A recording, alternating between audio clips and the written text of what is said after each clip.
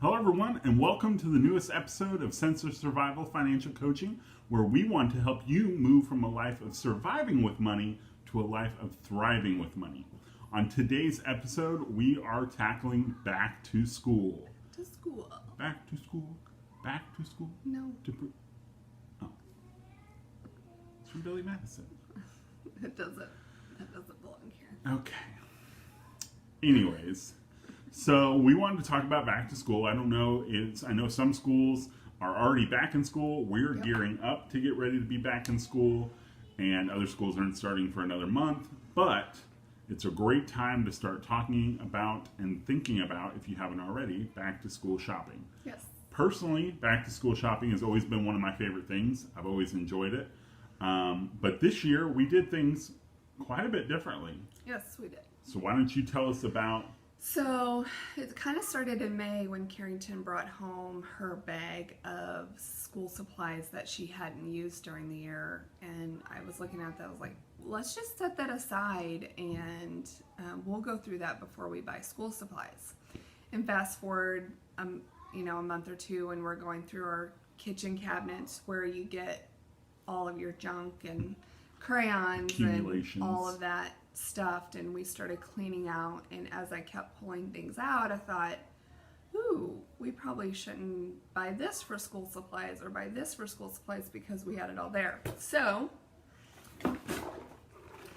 we got this box, and in it we were able to pull out several different things that we aren't going to need to purchase. And we have 2 needing school supplies this year, so Declan is going to school.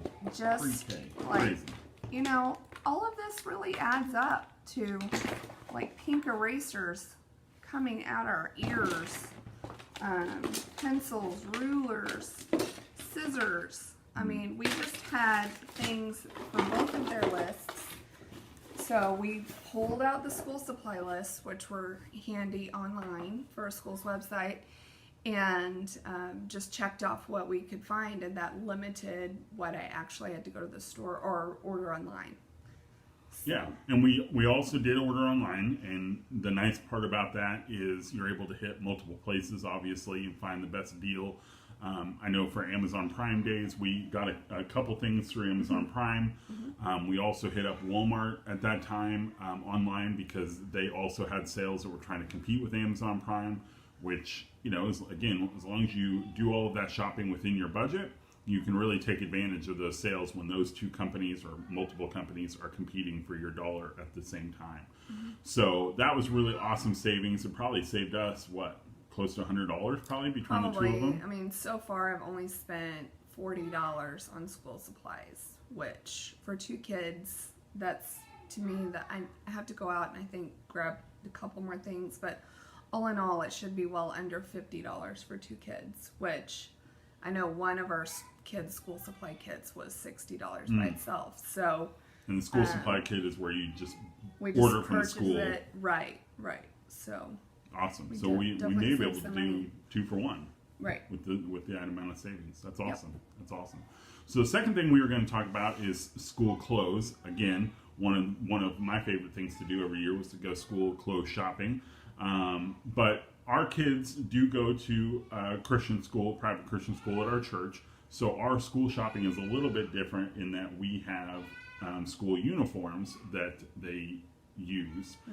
A dress code, yeah. Dress code, right. So talk about some of the things we do throughout the year to prepare for that. So really, I shop for different things all year long. So anytime we go into a store that I know has dress code clothing, so your khaki pants, navy pants, I go straight to the clearance rack.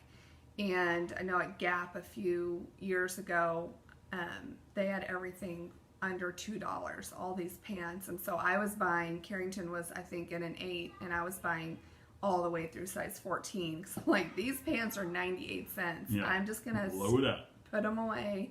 And I do. I have everything in sizes in our basement, and I put it in tubs so I know to go through those before I go buy anything new. So I'm just always clearance shopping for those different things. The other day we were at another big box store, and I checked out the clearance rack, and they had boys school pants for $5. They were last year's school pants, but it's 50% off the going price right now, which is about $10. So I thought, for brand new pants that were never worn before, I can do $5 pants. So I do that all year long just to make sure, or just to stock up. So even if it's not in their current size, I'll buy it. Just obviously not if it's too little, but if it's too big, we'll just stick it away, and they can wear it in a future year. Yeah, she always says, well, I have some put away, and so every once in a while, she'll go down into her little laboratory down in the basement, and she'll come out with like stacks of clothing that I didn't know we had, which is great, because again, it's just another savings for us. Another tactic that we like to do is, we've talked about it, I believe, before on here, but we are consignment shoppers and sellers. In our area, we have local consignment sales that happen once or twice a year, where they're large, but they usually coincide right before school begins, and then usually right around Christmas, and then sometimes around the changing of the seasons, like getting ready for summer. So the two different organizations I've been involved with, I've done Just Between Friends, which I highly recommend if you check it out in your area, but I've also done Rialana, which is what we have in our area here. And there are two big sales. One is right before school, usually, and the other one is going to be like a spring-summer sale. And so what I'll do is I go through the kids' closets of outgrown clothes. I will sort spring, summer, fall, winter. And so I'll go ahead and I have all of those also in tubs in our basement sorted, so that when it's sale time, I can start going through those, making sure that everything's clean, hanging them, tagging them.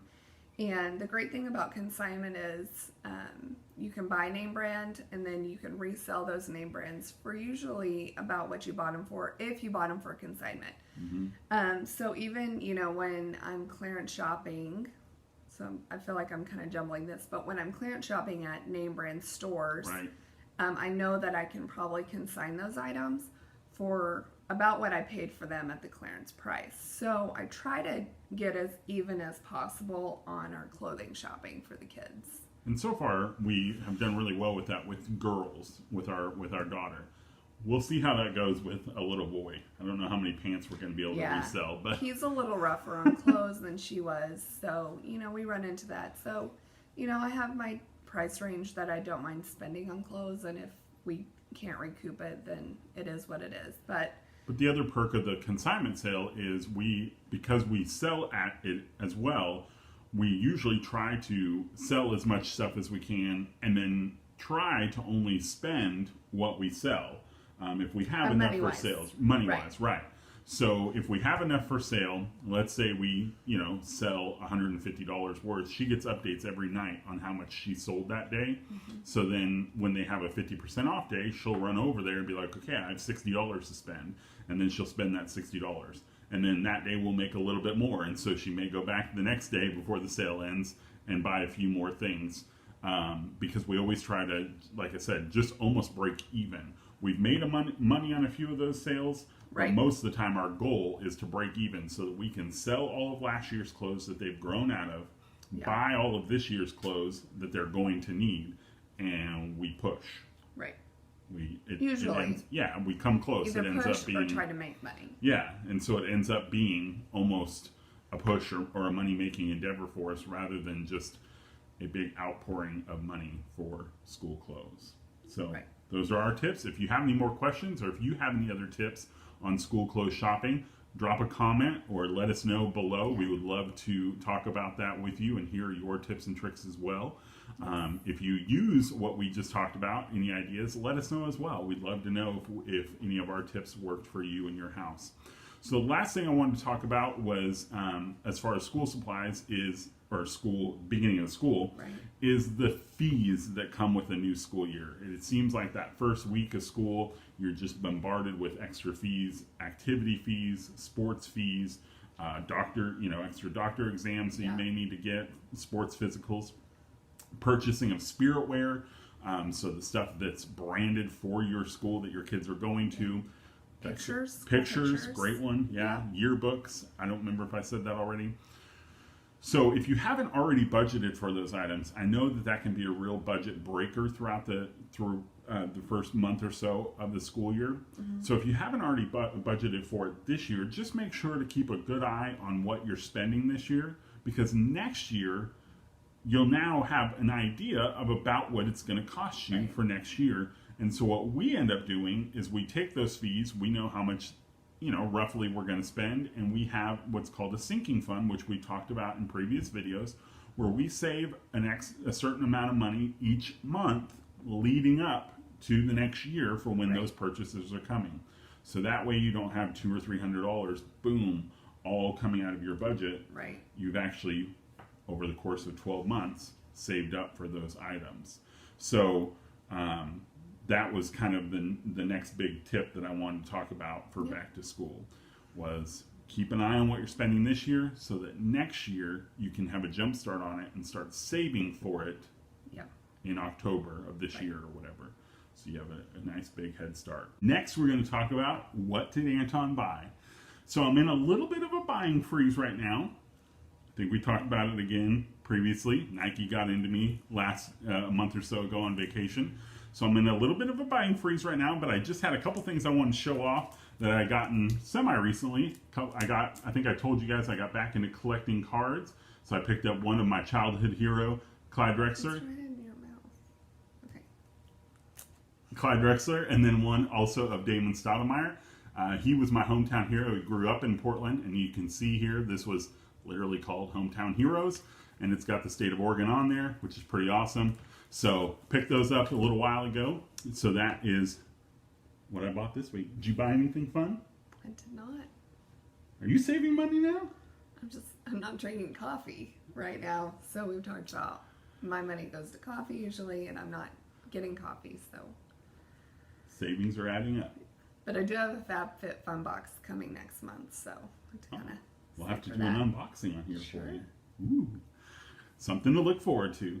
All right, so I think that'll wrap it up for us today. Thank you again for watching. Make sure that you like, comment, subscribe below, share the post. We really appreciate the interaction we have with you guys on these posts and the sharing that you do. Check out the video. I went live just right before this video will post, and it was the giveaway winner. So congratulations to Robin. I just gave it away, but he won the giveaway.